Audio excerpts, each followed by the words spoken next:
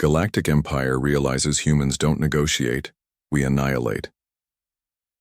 The vast galactic hegemony had ruled the stars for over 10,000 years.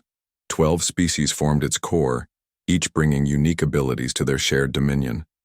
They had encountered hundreds of new civilizations, all eventually accepting their place in the carefully structured hierarchy. Earth appeared on their scanners as an unremarkable blue planet circling an average yellow star. Initial scans showed a species just beginning to explore their own solar system, primitive by hegemony standards. Admiral Zhou stood on the observation deck of Earth's orbital defense platform, watching as the massive hegemony ships entered the solar system. Her dark eyes narrowed as the alien vessels dwarfed anything humanity had built. But she remained calm. Earth had prepared for this day since detecting alien signals 50 years ago. "They've sent transmission requests," said Communications Officer Han Ji-woo. "Standard first contact protocols." "Accept the transmission," Admiral Bay ordered. The main screen flickered to life, showing a tall, gray-skinned being with large eyes and a narrow face. It wore ornate robes with strange symbols that seemed to shift and change. "I am Ambassador Oak of the Galactic Hegemony," the alien said through its translation device. "We welcome Earth to the greater community of spacefaring species." "Thank you, Ambassador," Admiral Bay replied. "Earth welcomes peaceful contact with other civilizations." Oak's expression shifted slightly. "Our scans show your technology is at development stage 3. The hegemony classifies Earth as a Category 7 civilization.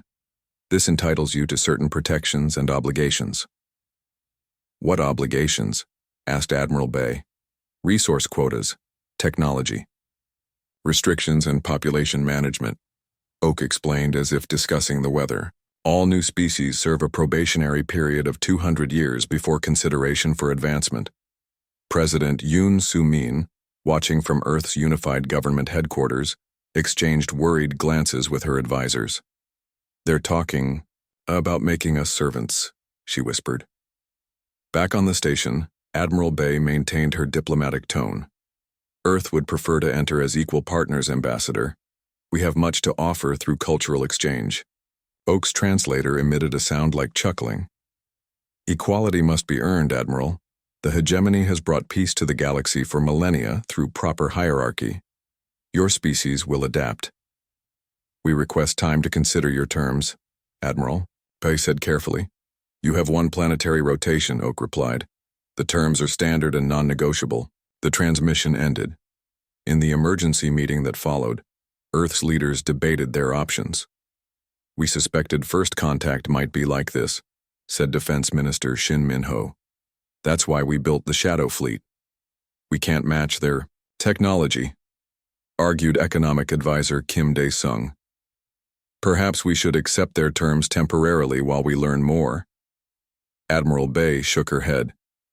"Their scans missed our true capabilities. They expect submission because they believe we're defenseless."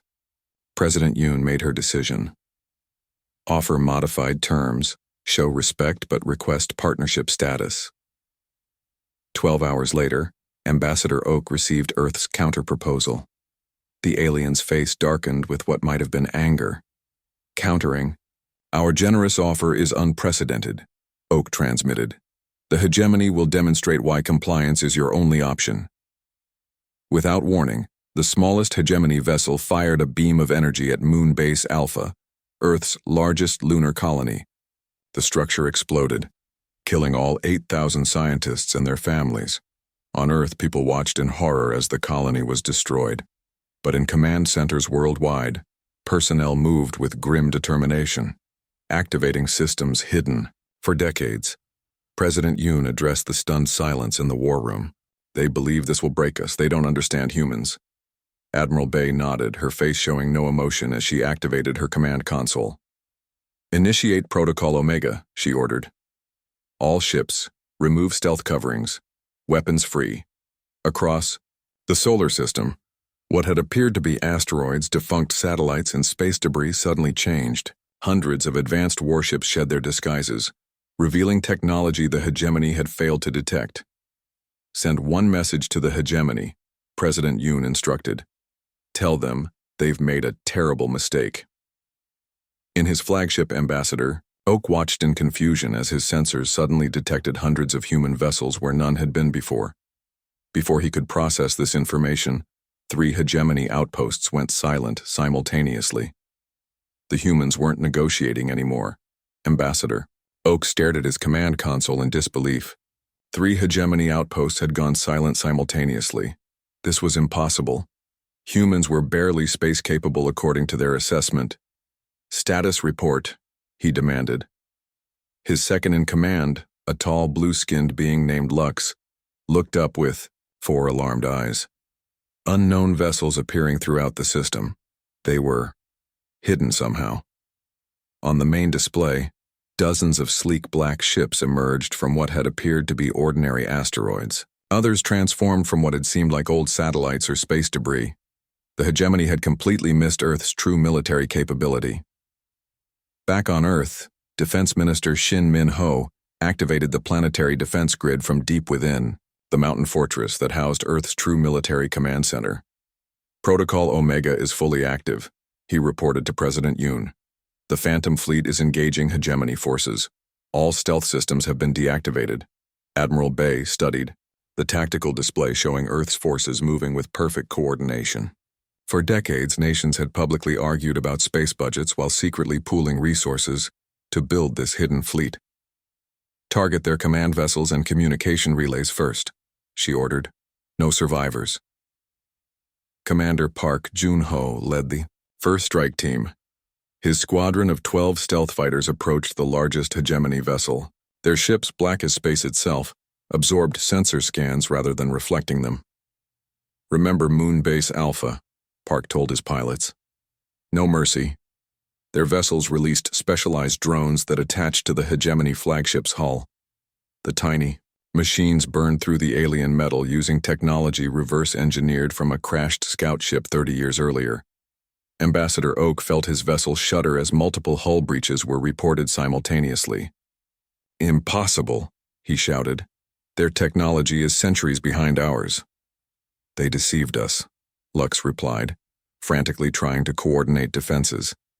These are not the primitive ships we detected earlier. The truth dawned on Oak slowly. The humans had shown the hegemony exactly what they wanted them to see. All those primitive vessels and early space stations were decoys, meant to hide their true capabilities. On Earth, President Yoon addressed the United Nations. For 50 years, we prepared for this day. We hoped for peaceful contact but planned for war. Today, the hegemony learned that humans do not submit to threats. Around Jupiter, Captain Lee Minji's battle group engaged the hegemony's reinforcement fleet. Her ships were smaller but faster, using the gas giant's moons for cover as they struck with precision. They fight with rigid formations, she reported. Predictable attack patterns, they've grown complacent. The hegemony had conquered hundreds of worlds, but always against species that fought conventionally or surrendered quickly. They had never faced an enemy that hid its true strength and struck with such cold precision. Admiral Bay received reports from across the solar system. Earth forces were taking losses, but the surprise had given them a critical advantage. The BUSI, Hegemony Council, is requesting emergency communication, Communications Officer Han reported. Put them through, Admiral Bay said coldly. The main screen showed 5 different alien species, all looking deeply troubled. Their spokesperson, a serpentine, being with luminescent scales, spoke first. This aggression is unprecedented. We offered you civilization. You demanded submission, Admiral Bay replied. Then murdered our people to demonstrate power. The hegemony has made a fatal miscalculation. We can negotiate terms, the alien began. No, President Yoon interrupted, stepping into view. You had your chance for peaceful relations. Now you face humanity's full response. As if to emphasize her point, reports came in of 3 more hegemony battle groups destroyed near Saturn. Humans don't negotiate with those who threaten our existence, Admiral Bay stated.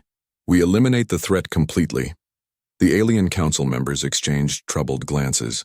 They had never encountered a species that could hide its technology so effectively. nor one that responded to a show of force with such devastating counterattacks. Fall back to defensive positions, Admiral Bay ordered her fleet. Prepare for Phase 2. As Earth's forces regrouped, scientists and engineers worked furiously to integrate captured hegemony technology. What would have taken the aliens years to develop, human specialists accomplished in days. They still outnumber us, Defense Minister Shin noted in the War Council. Admiral Bay nodded. But they no longer underestimate us. Fear has entered their calculations, and a frightened enemy makes mistakes. In deep space, the Hegemony Council recalled their scattered fleets. For the first time in thousands of years, they faced an enemy that might actually defeat them. Supreme Commander Nex of the Hegemony stood before the Grand Council, his gray skin pale with stress. The 12 representatives of the ruling species watched him with growing concern. These humans fight like nothing we have encountered, Nex reported. They don't seek glory or territory. They strike with surgical precision, then vanish. The council leader, a tall being with crystalline features, leaned forward. They are just one planet. We control 1,000 worlds. Numbers may not matter, Nex replied. They fight as if extinction is the only alternative to victory. Back on Earth, Colonel Jo Sunmi worked with her team to implement Project Hydra. The adaptive combat drones learned from every engagement, evolving their tactics faster than the hegemony could respond. Deploy the third wave, she ordered. Target their supply lines and communication hubs. The Hydra drones, sleek and nearly invisible to sensors, moved through space toward the hegemony's main fleet near Mars. Each carried weapons designed specifically to counter alien defenses. Meanwhile, Lieutenant Kang De-wan led the science division in reverse engineering captured hegemony technology. What would have taken the aliens decades to develop, human scientists accomplished in weeks. Their faster-than-light drive uses principles we theorized but never tested, Kang explained to Admiral Bay. With modifications, we can make it work with our engines. Admiral Bay nodded. How soon? 2 weeks, Kang replied. Maybe less. The hegemony had never faced a species that adapted so quickly. Their rigid hierarchy required approval for any tactical changes, while human commanders made decisions in minutes. On the hegemony command ship, Ambassador Oak watched with growing dread as humans neutralized their technological advantages one by one. They're learning too fast, he told Commander Nex. Our sensor jamming technology took 50 years to perfect. They've already duplicated it. Nex's expression darkened. The Council has ordered a full assault, 10,000 ships against their few hundred. Numbers won't save us, Oak warned. We need to understand how they think. But understanding humans proved impossible for beings whose civilization had known only dominance for millennia. The hegemony expected enemies to fight for resources, territory, or glory. Humans fought for survival with cold efficiency. Admiral Bay coordinated Earth's forces from the mobile command center in orbit around Jupiter. Her expression remained calm as reports came in of heavy losses among the outer defense fleet. They're pushing us back, Commander Park reported. We've lost 30 ships near Saturn's rings. As expected, Admiral Bay replied. Implement Phase 3. Phase 3 was a calculated retreat, drawing the hegemony forces into a carefully planned trap. As the alien fleet pursued what they thought were fleeing human ships, they failed to notice the small stealthed vessels attaching to their capital ships. Boarding teams in position, Colonel Zhou reported, capturing their flagship as planned. While the main battle raged, elite human strike teams infiltrated key hegemony vessels. Their mission, capture command ships and their precious data cores intact. On the Hegemony Council world, reports of the battle arrived with alarming delays. The elegant beings who had ruled the stars for so long began to feel something unfamiliar. Fear. How do they keep adapting? One council member asked. Their technology improves with every engagement. The oldest council member, a being who had lived for centuries, spoke rarely but wisely. They fight differently because they evolved differently. Their planet forced constant adaptation. While we perfected one path, they explored thousands. Back at Jupiter, the trap closed. Boarding teams seized control of 3 hegemony command ships while the Hydra drones disabled their engines. Suddenly, a third of the hegemony fleet found itself unable to maneuver or communicate. "We have their command codes," Lieutenant Kang reported excitedly. "And their star charts, every hegemony world and outpost." Admiral Bay allowed herself a small smile. "Prepare for Phase 4. The counterattack begins now." As Earth forces regrouped, the captured technology gave them something the hegemony never expected: the ability to strike beyond the solar system. For the first time, humanity would carry the fight to enemy territory. "They thought we would negotiate," President Yoon told the War Council. "They must learn that threatening Earth's children means total war." Admiral Bay nodded grimly. "The hegemony will soon discover that humans don't just defend. We eliminate threats permanently." The captured hegemony ships gave humanity an unexpected advantage. Their faster-than-light technology was quickly adapted to Earth vessels. For the first time, humans could strike beyond their solar system. General Ryu Jae-hwan stood on the bridge of the EDS Vengeance, the first human warship equipped with FTL capabilities. His weathered face showed no emotion as they prepared to jump to the hegemony border world of Zonar. "All systems ready, General," reported Captain Yang Hee-soo. "Operation Carthage is commencing across all battle groups." General Ryu nodded. "Remember, our objective. We don't want their planets, we want their ability to threaten us eliminated." The Vengeance disappeared in a flash of blue light, followed by 20 more ships. Seconds later, they emerged above Zonar's largest military installation. On the planet below, the alien defenders had no warning. They had believed humans confined to their own system, still struggling with primitive space travel. The sudden appearance of advanced warships sent panic through their ranks. "Target only military installations and fleet yards," General Ryu ordered. "Avoid civilian centers." The precise strikes destroyed defense platforms, shipyards, and command centers. Before the planet could organize a response, the human fleet vanished again, jumping to their next target. Across hegemony space, similar attacks occurred simultaneously. 5 border worlds lost their military capabilities within hours. The humans didn't attempt to occupy territory or demand surrender. They simply destroyed military assets and disappeared. On the hegemony capital world, the council gathered in emergency session. "They're not following any known war doctrine," Council Member Vex complained. "They strike and vanish without claiming territory." Ambassador Oak, now advisor to the council, spoke quietly. "They don't want our worlds. They want to ensure we can never threaten them again." "Impossible," another council member shouted. "No species fights a war without seeking conquest or resources." "Humans do," Oak replied. "They fight to eliminate threats permanently." On Earth, President Yoon received reports of Operation Carthage's success. 7 hegemony military hubs neutralized, Admiral Bay reported.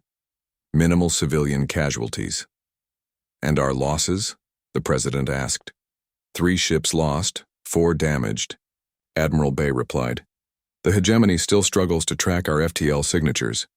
Defense Minister Shin added, "Our Psychological Warfare Division reports increasing dissent among hegemony member species. 3 have secretly contacted us seeking separate peace terms." This was the expected breaking point. The hegemony had maintained control through fear and technological superiority. Both were now failing them. On the hegemony world Trion, public protests erupted as news of military defeat spread. The Trionian species had joined the hegemony centuries ago, accepting subordinate status for protection. Now that protection seemed worthless against human attacks. "Why should we suffer for the Council's mistake?" the Trionian leader demanded of the hegemony governor. "These humans only target those who threatened them." Similar unrest spread across a dozen worlds. The hegemony's rigid hierarchy began cracking. Under pressure, Admiral Bay presented the next phase to Earth's leadership. "We've isolated their core worlds from their subject planets. Now we offer terms." "What terms?" asked President Yoon. "Complete withdrawal from human space. Recognition of Earth's sovereignty. A demilitarized zone between our territories, Admiral Bay listed, and reparations for Moonbase Alpha. The terms were transmitted to the Hegemony Council. Their response was immediate rejection. They still don't understand, Admiral Bay told her officers. Implement Phase 5. Phase 5 was the most daring operation yet. Using data from captured ships, Earth forces identified the Hegemony's most prized military asset, the Grand Fleet stationed near their home system. 300 human ships appeared simultaneously around the Grand Fleet's position. Before the Hegemony Admiral could organize a defense, precise strikes disabled 200 of their most powerful vessels. Not destroyed, disabled. A message more powerful than destruction. We could eliminate your entire civilization. Admiral Bay's transmission echoed across Hegemony channels. Instead, we offer one final chance for peace. As their ships drifted powerless in space, the Hegemony commanders faced a terrible realization. Humans could have destroyed them at any time. This demonstration of restraint was more frightening than any show of force. On the Hegemony capital, the Council received the news with shocked silence. For the first time in their 10,000-year history, they faced an enemy who could dictate terms. We have no choice, Oak whispered.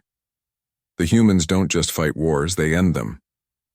The Hegemony Council chamber fell silent as the peace terms appeared on their screens. After 10,000 years of expansion, they faced their first defeat. These terms are reasonable, Council Leader Zim said, surprise evident in his voice. Ambassador Oak had expected demands for territory or resources. Instead, the humans wanted safety guarantees and recognition of sovereignty. Their main demand was a buffer zone between their space and Hegemony territory. They don't seek conquest, Oak explained, only security. 5 Hegemony member species had already signed separate peace treaties with Earth. The once mighty alliance was fracturing rapidly. We have no choice, another council member admitted.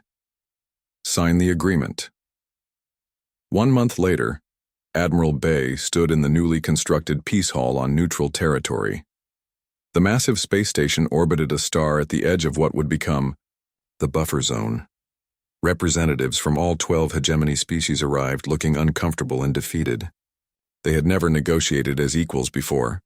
President Yoon, now serving as Earth's ambassador, stepped forward with quiet dignity. Today marks a new chapter in galactic history, not one of domination, but of mutual respect. The treaty signing proceeded with formal precision.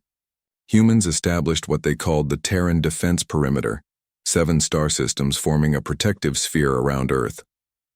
Science Officer Kang approached Admiral Bay during the reception afterward.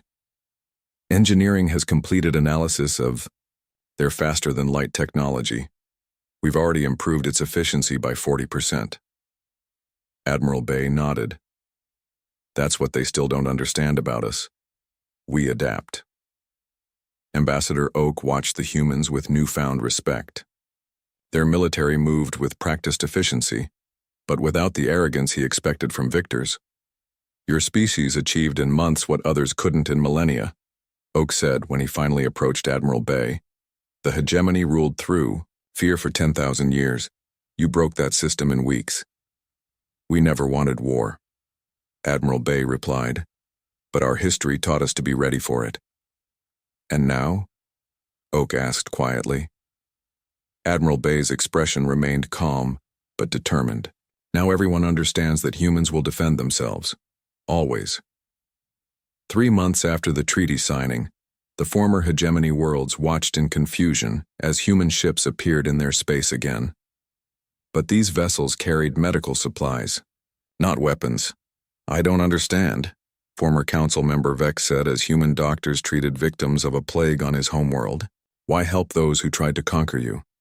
Dr. Nam Jiwoo adjusted her medical scanner before answering. Humans fight fiercely when threatened, but we prefer healing to hurting. Across former Hegemony space, a similar pattern emerged. Human technology solved problems the aliens had struggled with for centuries: environmental damage, resource scarcity, even genetic diseases. Human scientists tackled them all. They're building alliances, Ambassador Oak realized. Not through fear, but through genuine assistance. A year after first contact, Admiral Bay stood with President Yoon overlooking Earth from the new orbital command center. The planet looked peaceful from space, its nations united as never before. The Terran Alliance has received membership requests from 14 former hegemony worlds, President Yoon said. They prefer our approach to the old hierarchy. Admiral Bay nodded. The hegemony never understood our greatest strength. It wasn't our weapons or technology. What was it? President Yoon asked. Our history, Admiral Bay replied. Thousands of years of conflict taught us every possible way to fight, and that peace is always better. On distant worlds, species that once feared or despised humans now studied them with fascination. Schools taught the story of first contact as a turning point in galactic history. The lesson spread across the stars. Humans prefer peace but prepare for war. They negotiate fairly, but will not tolerate threats. And when forced to fight, they do not stop until victory is complete. A new galactic order had emerged. Not one based on fear and dominance, but on mutual respect and cooperation. At its center stood humanity, a species that had learned from its violent past to build a better future. The stars themselves seemed brighter somehow, as if reflecting the new hope spreading across thousands of worlds previously ruled by fear.